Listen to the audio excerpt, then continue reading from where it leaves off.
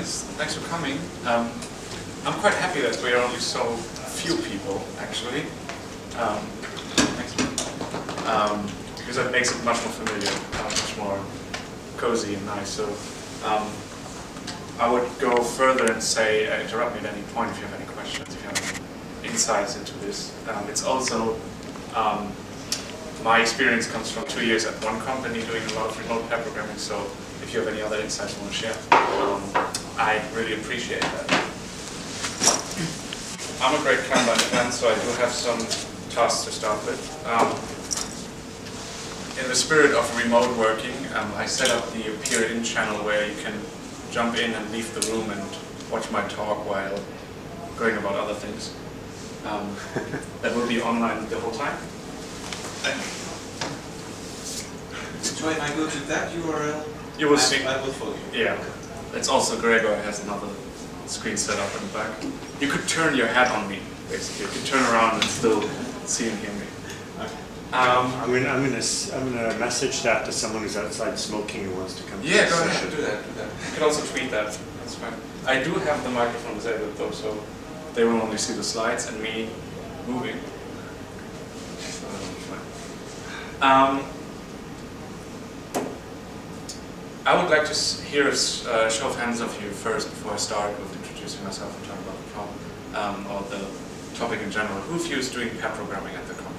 Playing pair programming? This one. At all? At all. At this moment, no, you're here. And who of you has done remote pair programming before? So two. A little.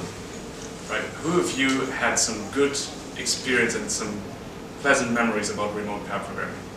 Who of you liked it? Okay, that's only one of three people left over. That's nice. I'm Raimo. I'm a software craftsman by trade. I left the company that this talk mainly revolves around just this year, New Year's Eve, so to say, and became a freelancer. I'm a software craftsman, which in my perspective means I question a lot of things, and I'm all in for less bullshit and more pragmatism when it comes to everything. So lately what I've been doing is helping companies shape their tech culture, but also do front-end development. So something a bit of everything. I think that you will see how this works into the talk, which is mainly about culture and not so much about the tools. Right? One thing playing into the whole remote thing as well is that I'm also an organizer of the Global Day of Code Retreat. Have you heard about the code retreats? Yeah, all right. The Global Day is taking place on November 18th, and we are 5 organizers on each of their own continent. So we got to do some remote working as well to make this thing happen. 2 of them you probably know, and the one in the middle is the one I've been working with. So there's GitLab, who have a really decent remote culture in their company. There's Basecamp, DHH. They wrote the book. DHH wrote the book Remote OK, which is quite okay, I guess. And there's Vamo. That was the company I worked for 2 years at, from Berlin, and the company in Frankfurt on mine. If you've ever been to Frankfurt, you know why I didn't move there. It's the next London, but it's mostly banking for now. So these 3 companies are the only ones that I know that have the right culture, the right mindset to make remote working happen, and then in turn make remote pair programming happen. They also, the 2 on the side, do have a handbook on this where they go into detail how they make this possible. Really good, and it's in the addendum for you to see. I will start with about working remote because that's really important. You have people working from home in your company, I imagine. Might be as a privilege, right? So you might not get a raise, but you can have 1 day a week home office, right? You may have heard that before. Or freelancers. If I'm looking for for jobs now and the offer is remote, that usually boils down to me delivering stuff to others, not talking to them, getting something to work on and delivering the working stuff, right? I'm crying on that. Really, that's a pity. The worst thing is if you have remote people and they are not reachable, like if someone is remote, they are basically on holiday in your company. Do you know that? You've seen it before? I think that's terrible. So I'm going into detail on how to fix this, how to make these sentiments go away and make the company work together quite well with remote people. So step one, the most important part is culture. Everything about me, everything I'm doing in the last few months is culture. So step one is fixing culture. This is me with my setup at home in Berlin. This is the company that I've been working at, Raimo. And what you see here is a typical day. It's a large meeting room, and there are two people sitting there. One of them is a freelancer who's been part of the team from day one, the day they started. And the rest of the people, pixelated to protect the innocent, are people who at that day decided to stay at home.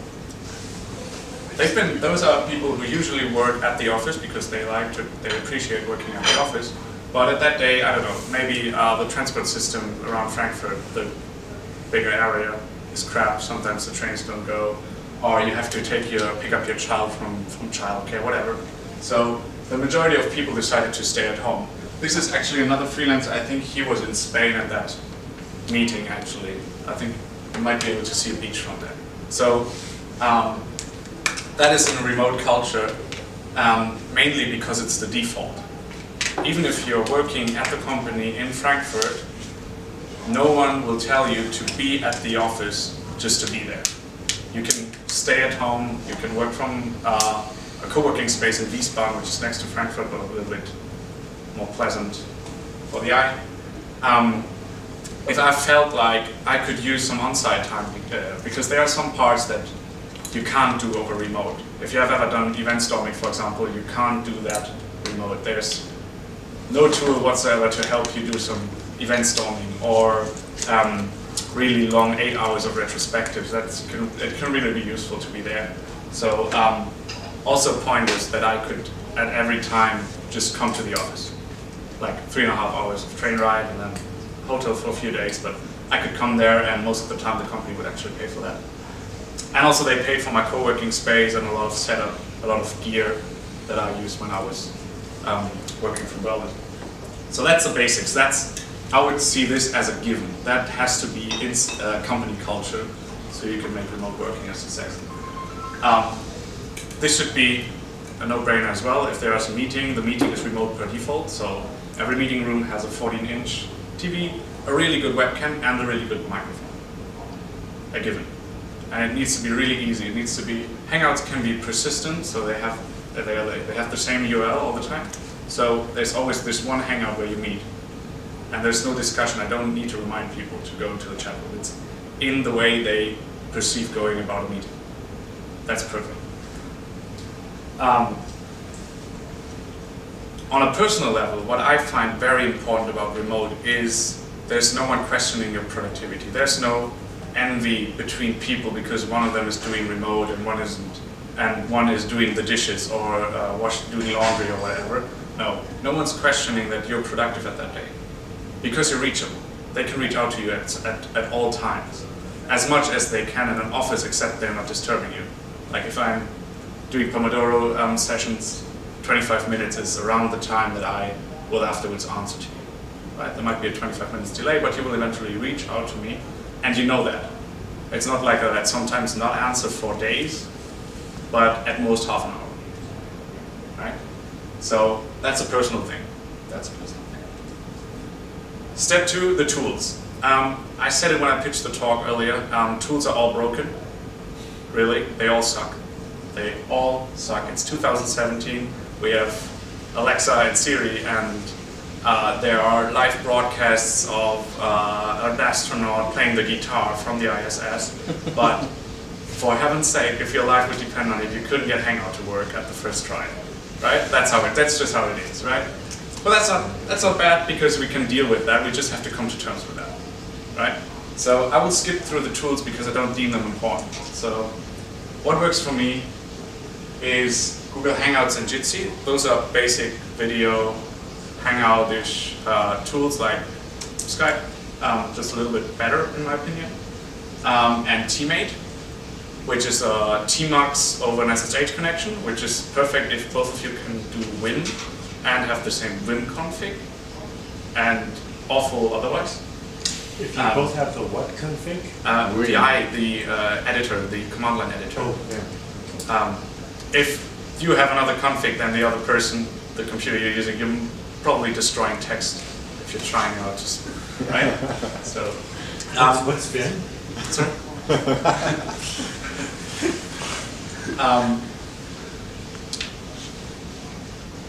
Right?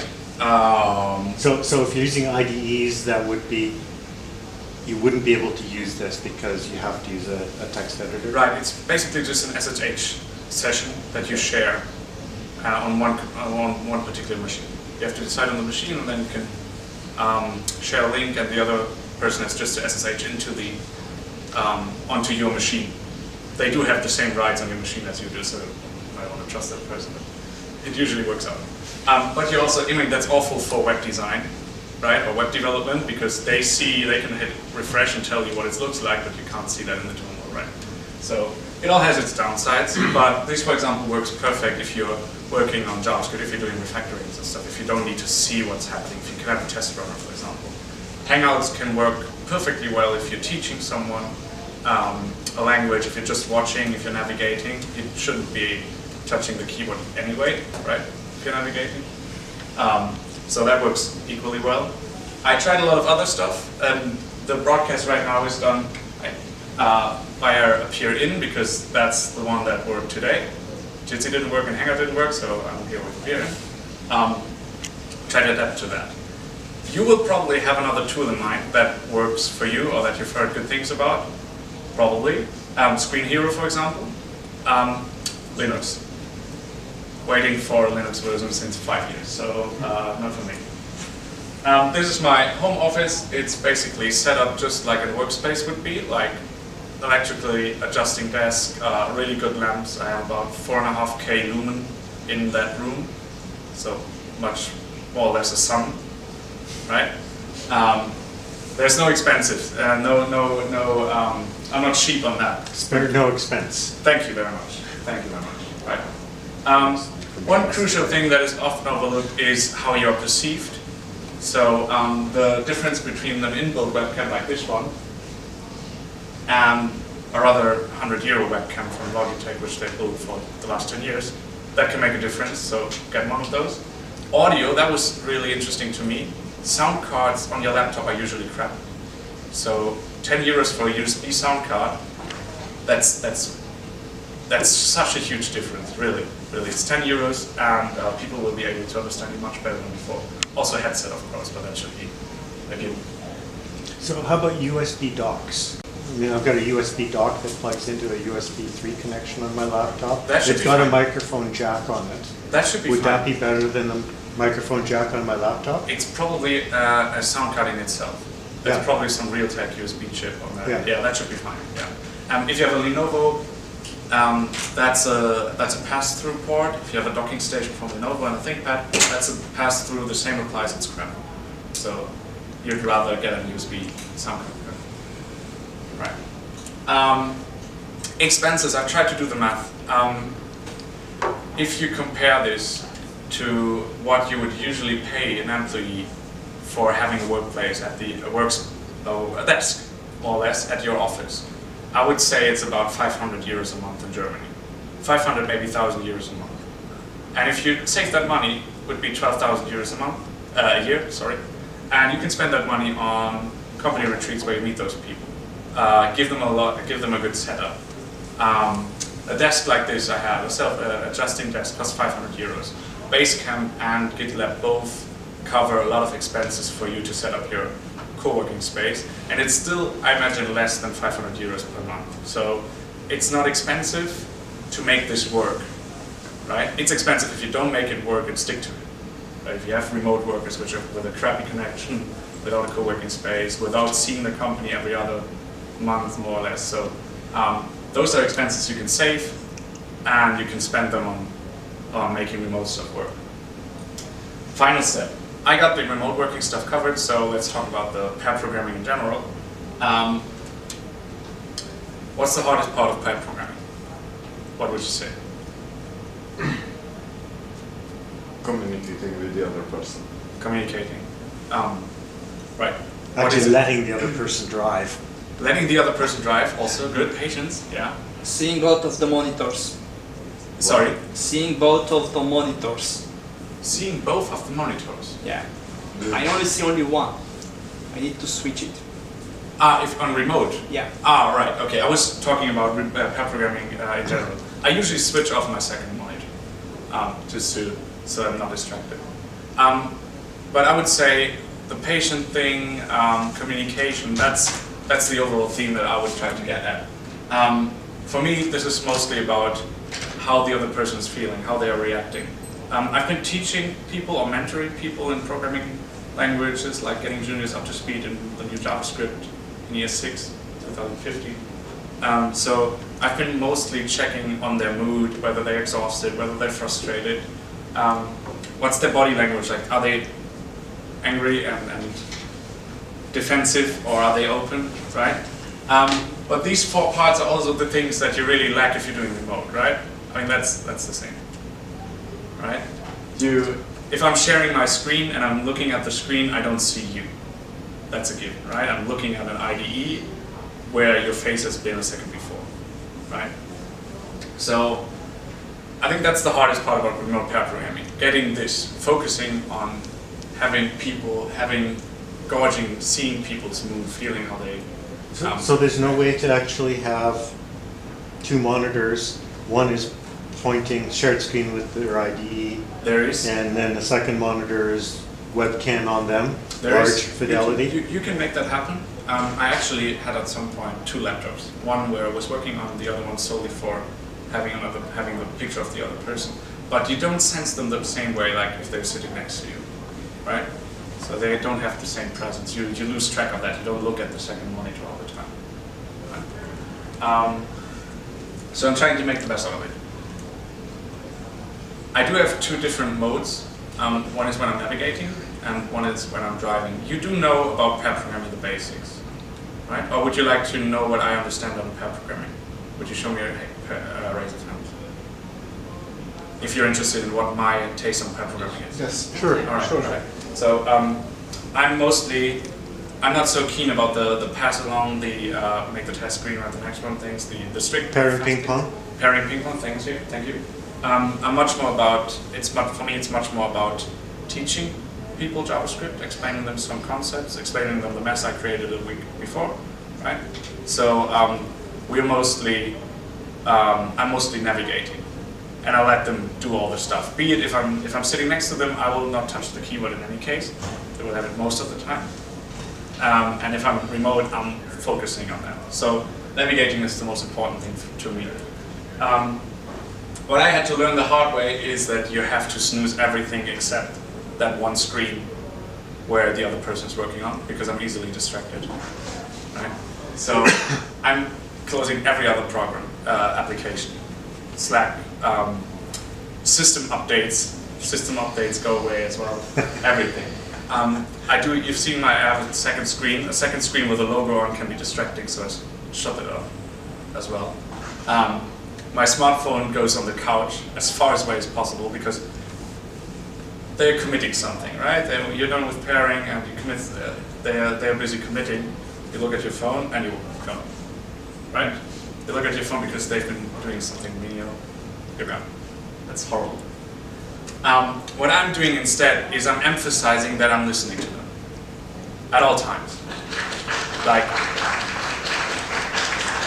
are we that tight on a?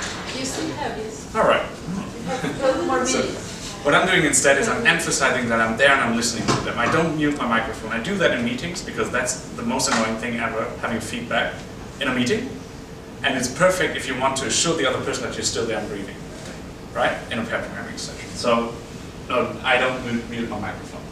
I'm always sharing what I'm doing. That applies to both driving and navigating. If I'm navigating, if I have to look something up, or if I see something approaching, like, okay, we might need to refactor that class at some point, I need to look into that. I would tell them, hey, hang on, I'm still listening to you, but I'm also looking up the class. Like really being explicit about what I'm doing, because they can't see what I'm doing. right? They can't see me, they're focusing on the IDE. I'm also always asking for feedback if they understood something, or having retrospectives after each session. How did you feel? Have I been too fast? Do you feel I've been too pushy? I've been doing that. I can get impatient sometimes, and I really need to know that. I need people to stop me in between, right? And breaks are one of the most important things on remote pair programming, because you lose track of time so much because there's no one around you going on about their business, going for lunch and stuff. I've been pairing for 3 hours straight, and at some point, oh, we should have done a break a long time ago, right? So we've been doing this up to 6 hours a day, and that can get really tiring. Usually more or less every hour I go to my kitchen, have a cigarette, and make myself a coffee. So that's 3 hours straight pair programming sitting side by side is no picnic either. No, it's horrible. It's horrible, but you usually wouldn't do that if you're in an office setup, right? There would be people going on about, there would be some motion around you. If I'm only sitting on my computer, I can spend 3 hours on one problem alone in my room. And I can also do that if there's someone pair programming with me, because they are not in my room, I can still focus. So do you set a timer, like Pomodoro style or something? Yes. Or just settle on specific break times before we start. Right. Another thing for dogs. This is something that was really frustrating for me when I was explaining the new JavaScript syntax to someone, because it taught me how to be very explicit about what I want to achieve. Imagine this is your pair programming, your significant other, more or less, typing, and you need to explain to them the concept of destructuring in JavaScript, destructuring a parameter, the new function syntax for writing Lambda functions, which have an implicit return type, and JSX, where you can add HTML stuff to JavaScript, right? And you have to explain that to them in terms they can understand in a speed that is actually reasonable. And you can't do something. I've been so lost so many times there, right? Explaining something over the microphone while they are typing, and you can't keep them from doing that. They are in exploration mode. That is, for me personally, the most hardest thing. So what's the solution? Being slow. Being really slow. And if there's something like I've been talking about, for example, the destructuring can be really complicated because it looks like JSON or objects or function bodies or anything in JavaScript, right? It's just curly brackets. So usually I'm trying to establish a glossary. Is that a word in English? Which? Glossary. A glossary? Yeah. Yeah, right. About what I specifically mean when I'm saying, okay, now we're destructuring the first parameter. If I see them struggle with that, I explain the first parameter is a Lambda function. Now that's an object, so we want to destructure that. We want to only access some attributes of that object, so I destructure it in the parameter declaration. So we need to make that really explicit what I'm talking about there. Greek to me. Right. I can understand that. It's a cool feature, but it is rather complicated. Patience. That's, if there's anything you take away from this today, that's patience. There's someone far away from you, and you try to explain to them something, and if they don't get it, it's your fault. Is there a patience patch you can get and apply to your Nicotine patches could help, I think. Like I said, I'm very impatient, so having them, learning to let people make errors. There's nothing worse than interrupting someone while they're in the flow. They're just trying out the syntax. They're learning how to write this, the function just now, and you see some syntax error, and then you interrupt them and tell them, oh, you need to add a comma there, no there, no there, go back, and they lost their flow. They lost everything they were planning to do, right? So have to make the errors and let the compiler take care of that. That's much better. When I'm driving, I would love to have something like this right now. The problem is now I don't see the area behind this, which is usually some feedback from the IDE or rather on the terminal. So this doesn't work always. Again, the crucial point there is to take it slow. what I'm trying to do there is explain every single detail that I'm doing, and even if that means being not that fast and not switching so fast. Have you ever seen someone switch between applications over a video hangout? I hate it when people That's are like horrible, keyboard right? shortcutting all over the place. Right, and most of the time. What did you do? What did you do? What Right. did you do? But Right. it's the same, just pairing Yeah. next to each Oh, other. yeah. If someone's very proficient in these keyboard shortcuts and he does something in his head, it's in his flow. So Yeah. it works, and you're like, what just happened here? Right, and if you have a lack of half a second between that, on top of that, you're completely lost. Yeah. Right. So, again, making a lot of breaks if I'm driving helps a lot for me to slow down and ask them if I'm going too fast and whether we should catch up on something they didn't understand. That certainly is very helpful. So, just to clarify, are Yeah. you like typically doing an entire pairing session where you're driving or you're navigating and not switching back and forth? Excellent question. Most of the time, yes. Depending on the energy level. If they get really frustrated, there are times where the other person can get really frustrated, I get frustrated, and then we usually switch and see if that improves things. But usually it's, if I'm teaching or if I'm mentoring someone, I try to be the navigator at all times.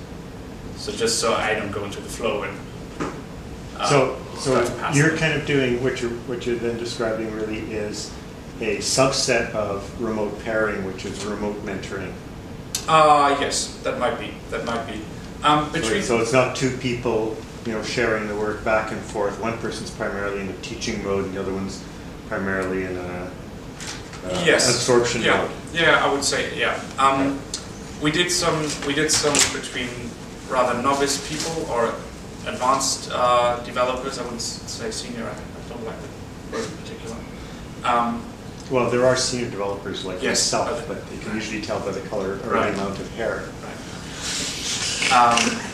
But everything can work there.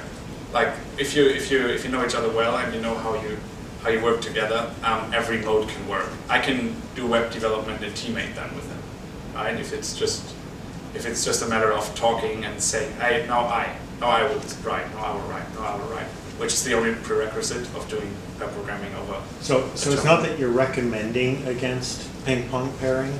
You're just saying that in your experience, you tend to not do Yes. this back and forth because it's more about knowledge transfer than Right. about, Yeah, that's a good point. Yeah, I see that.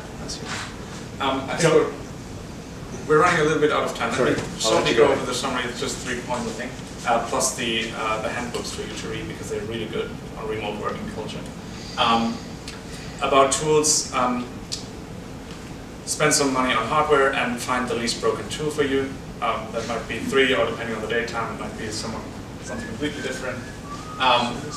About culture, this is the most important slide about the whole slide deck, I would say. Don't make it a privilege, make it default for everyone. That forces people to establish remote friendly atmosphere, culture, and meetings and setups and stuff. Right. On pair programming, that's my personal thing. Train your patience. Really train your patience. Be paid. Let the people make errors and correct them later. Don't interrupt flow. It's more about mentoring. You're right on that page. Don't mute your microphone. Do it in a meeting. Don't do it if you're pairing with someone. Like show them, prove to them that they're still there, that you're still there, and focus on them. Put away your smartphone, and really try to be a good navigator, not the sleeping navigator, right? So, yeah, that's about it from me. Thank you very much for listening. Also, those handbooks might wanna are really good when it comes to remote culture. So are you using a headset? Yes, all the time. All the time. You find that improves the audio quality over using the speakers? I actually, Microphone versus, like, I think you need to have the actual close microphone, but do you find that it's better to have I Earmuffs find it much easier to concentrate on sounds if they are if I'm wearing headphones. Okay. So, but that's a personal thing, I think. So, also if I'm working alone, I'm not listening on music on my speakers. I wear my headset all the time. Right. And is the remote, the fact that one person's driving, is that a consequence of the tools, that it's hard to have two computers connected to the same IDE where people can actually switch back and forth, that you'd actually have to do a commit and push and pull on Yes. the other machine to switch driver? Yes, it is. It is, most definitely. It's trying to make the best out of the tools that work. There's, apart from tmate, there's, for example, there's a tool that's called Floobits. The promise is to share files across IDEs and computers and everything, basically. So it's like a really fast Dropbox? Yes, with some operational transformation algorithms, so it really only uses small diffings and conflict resolution. And it should work across IDEs. So you could work, one person could work in Emacs and the other one could work in IntelliJ, but it just doesn't work. Like it's broken. I know there are about 2 plugins for IntelliJ for remote pairing. There's and Saros. simultaneous editing of the same code. There's Saros, a friend of mine is developing that. I'm not sure if they actually have a working IntelliJ plugin by now. They should. I know I tried one and it was working in the local network, Right, okay. but I don't remember it working over the internet. Yeah. So each of them would be in their own instance of IntelliJ, but they're both pointed at the same file system virtually? Yeah, if you open the same file, you will see that it's happened on both IntelliJs. And So it's sort of like Google Docs, but not yeah, Google exactly. Docs. Sort of like Google Yeah. Docs. Most of the time, you have to point them to the same directory, and it will check if the files are the same and then work from them. So it's not downloading the file from one. It's not sharing the files between the computers, but the patches, which is probably the way they all work.